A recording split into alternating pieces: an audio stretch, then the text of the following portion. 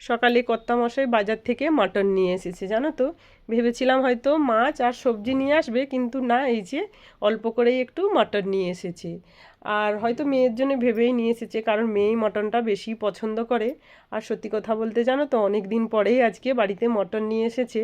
আর ওকে তবুও জিজ্ঞাসা করলাম যে পরশু দিনকেই তো রাখি পূর্ণিমা, আজকে কেনই নিয়ে আসলে? তো বললো কি আছে, খেতে ইচ্ছে করেছে, আবার পরশুর সাথে কি মতলব, সেটাও ঠিক। আর এমনিতেও রাখি পূর্ণিমার দিনে আমাদের বাড়িতে নিরামিষই রান্না হয়, কারণ দেশের বাড়িতে পুজো দেওয়া হয়, মন্দির আছে। তো সেই জন্যই। আর এই যে এখানে কিন্তু আমার মটন রান্না প্রায় হয়ে গিয়েছে। কুকারের সিটি লাগিয়ে নিলেই কিন্তু এটা রেডি আর রান্না হয়ে গিয়েছে।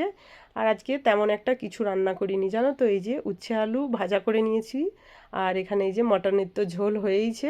আর কর্তামশাই খাওয়ার সময় একটু পেঁয়াজ লাগিয়ে মটন চিকেন হলেই।